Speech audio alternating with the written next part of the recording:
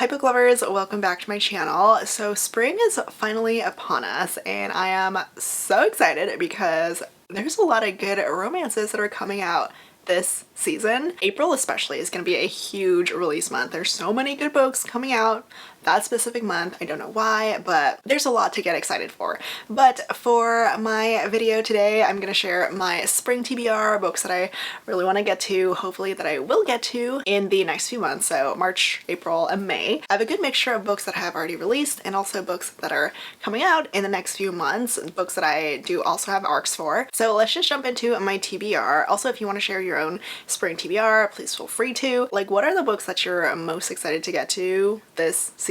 For me, at the top of my TBR is A Love Song for Ricky Wilde by Tia Williams. This one came out like a month or so ago. It is still fairly recent, but I'm excited to get to it because I loved 7 Days in June by Tia Williams. Like, last year or 2 years ago whenever it came out. Tia Williams' writing is so wonderful, and this one sounds really interesting as well because we have a bit of a time travel situation, I think. I don't know, the blurb is a bit vague about it, but it's like a combination of modern day New York City and the Harlem Renaissance. Basically, the heroine comes from this very wealthy family, but she has always felt like an outsider. So she decides to rebel a little bit. She goes off on her own, opens up her own flower shop against her parents' wishes, and that's when she meets a very mysterious man who apparently comes from the Harlem Renaissance era. I'm not sure if he travels to her time or if she travels back in time. We'll see how this one goes, but I'm sure I'm gonna enjoy this one a lot. Okay, the blurb says, one florist, one pianist, one love story, 100 years in the making. So if that doesn't sound epic, I don't know what does. And then this next one, I swear to God, I will finally get to. I keep saying that I will eventually, but I am going to read it. This is The Ashes and the Star-Cursed King by Carissa Broadbent. Okay, technically I am holding an arc, but also technically this book has already released. Carissa Broadbent got picked up by a publisher. They picked up the Crowns of Nyaxia series as well as like another series of hers. So her books are re-releasing, but they were originally indie published, so people have already read it. If you haven't read the series yet, it is fantasy romance. We have vampires, winged vampires, magic, all sorts of different creatures. It's a really interesting world. I did like the world building in book one, but the new publisher edition is coming out in June. I read book one last year. I read The Serpent and the Wings of Night last year, and it was really good. I did like it a lot, but I never really had the urge to immediately continue with the series. But I finally have the motivation to get to the sequel, mostly because Carissa Broadbent recently announced the cover for the next book in the series. Book 3 is going to be Misha's story. I don't know how many books she's getting, but I loved her character when I read book 1. She's Rain's best friend, so I'm very happy that she's getting her own romance. But yeah, I will eventually get to Raya and Rain's story, like their finale. We'll see how much groveling Rain does in this sequel because he has a lot to make up to after what happened at the end of book 1. Before we get on with the rest of this video, I did want to mention that today's video is sponsored by MJ Rose. She has a brand new release called Forgetting to Remember, which is a historical time travel romance. It takes place right after World War II. The heroine is a keeper of metalworks at this London museum, and she comes across these miniature eye portraits, one of which is actually a self-portrait of one of her favorite artists, and these portraits just happen to also be portals to another time. So when she accidentally pricks herself on one of these self-portraits, she gets sent 80 years back in the past, which is the same era where the hero is alive. He is that artist that she really loves, and she gets her own romance with him. She gets to meet him and fall in love with him. So she gets this sweeping romance with a man from another time, but can she truly have her happily ever after with a man who lives 80 years in her past? If you're a historical romance fan or a historical fiction fan, then this book is definitely going to be for you. So be sure to check out Forgetting to Remember. I'll leave a link in my description for you to grab your own copy. A big thank you to MJ Rose for being today's sponsor, and we can get on with the rest of this video. And then I have another fantasy romance on my TBR for spring. This is Powerless by Lauren Roberts. I've heard all the good things for it. I recently joined a book club, like an in-person book club, and their book for this month is powerless because the genre this month was fantasy romance. I honestly was probably never gonna read this one just because it is YA.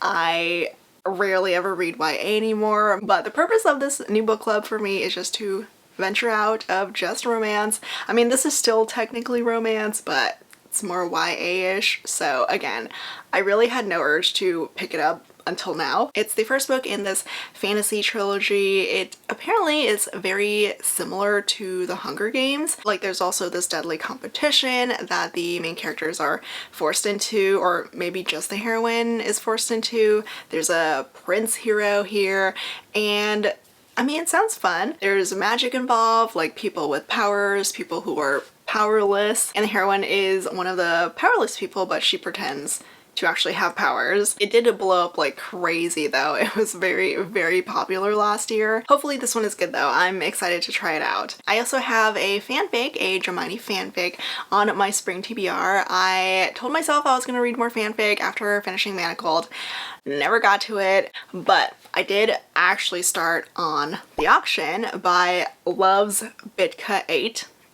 Also known as Julie Soto. I did start this one like a week ago. I'm 5% in, which is still not, you know, a little bit because this book is huge. So I am determined to read more Hermione fanfic. The other book that I tried to read, I just was not vibing with the writing, but this one, The Auction, a lot easier to get into. Although in general, I feel like it's hard to get into any other Hermione fanfic just because it's not manacled. But this one is pretty similar in vibes. We have a dark Hermione romance. Hermione gets sold in an auction to Draco after Harry dies in the war. So this one's going to be very interesting. I'm also really curious to see how Julie Soto wrote fanfic, because I have read her published debut and I did like it. I'm also going to be picking up some hockey romances. I still need to make like a hockey romance recommendations video. I don't think I've ever done that yet, but I'm gonna try some newer hockey romances, very popular hockey romances, one of which is Collide by Ball Cabra. This is a book that also recently got picked up by a publisher. It was originally indie published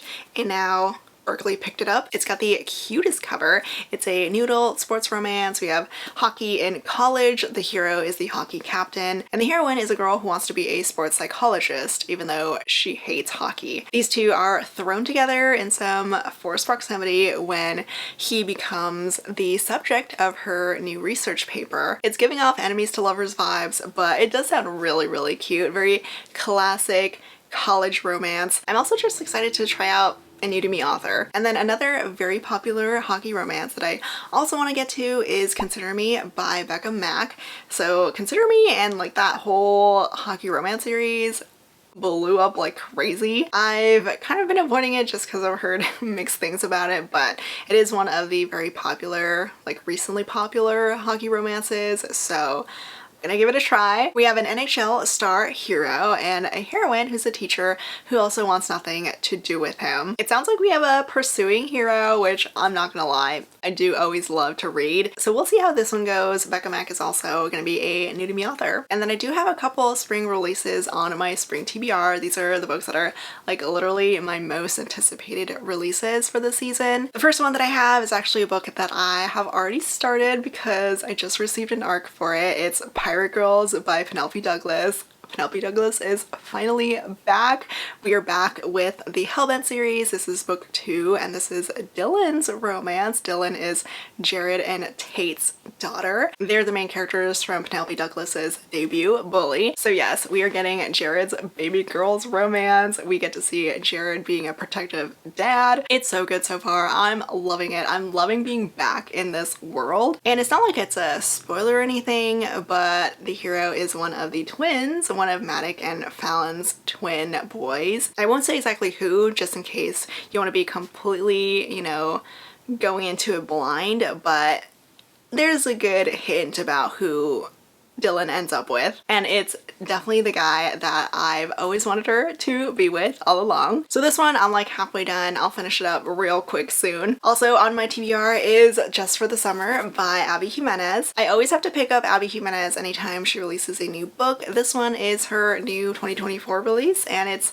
about two people who are cursed in love. Basically, these main characters, anyone who dates them ends up finding their true love after them. So they themselves have never met the one, and so they come up with this great idea to date each other to try to cancel out their curses. It's gonna be a fling just for the summer, and I'm sure it's gonna be great. I always love Abby Jimenez's writing. Her release last year, Yours Truly, was one of my favorite reads of 2023, so hopefully this one is gonna be another winner. I have another fantasy romance on my spring TBR. This one is an upcoming release.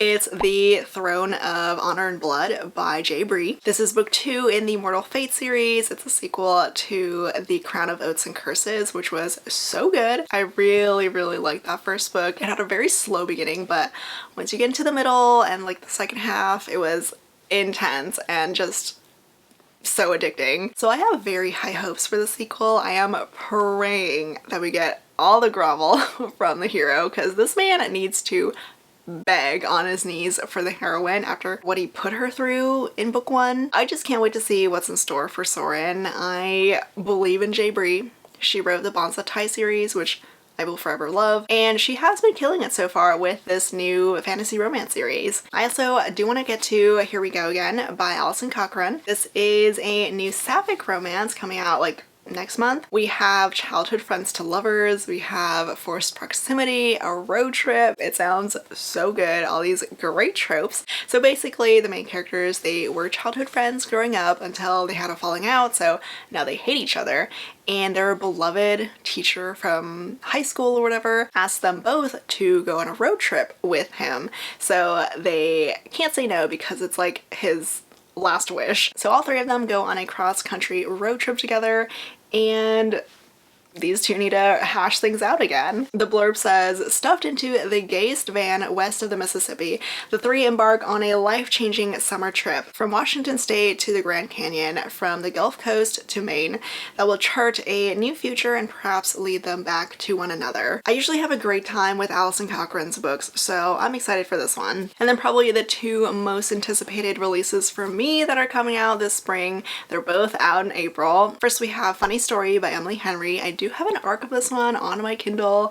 I'm so excited about it. I've been holding off just because I do want to read it a little bit closer to release date, and thankfully we are getting there, so I'll probably get to it soon. But this one has a very interesting premise. Both the main characters get dumped by their significant others who end up together. Like the heroine's ex is with the hero's ex now, and these two are obviously going through the same thing, and they somehow become roommates in this small town. I love Emily Henry, but I am praying this one is a lot better than her last release, because I did not love Happy Place. I do always love Emily Henry's writing though, but yeah, I'm just really hoping that I love this one as much as I loved Beach Read, People We Meet on Vacation, and Booklovers. And then the other book that I am dying for is King of Sloth by Anna Huang. This one is the other April release, and yeah, we're getting a new Kings of Sin book. It's Sloane's book. We're finally getting Sloane's romance. She's like the last of the girlfriend group to get her book,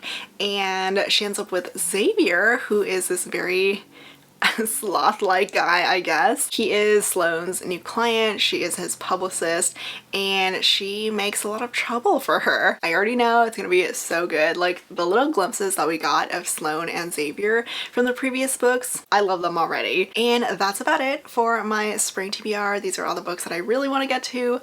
Crossing my fingers I'll get to them all in the next few months. If you guys have read any of these books or you're planning to read them, let me know what you think. As always, links to all the books that I mentioned will be down in the description below. Thank you so much for watching, and I will see you all next time. Bye!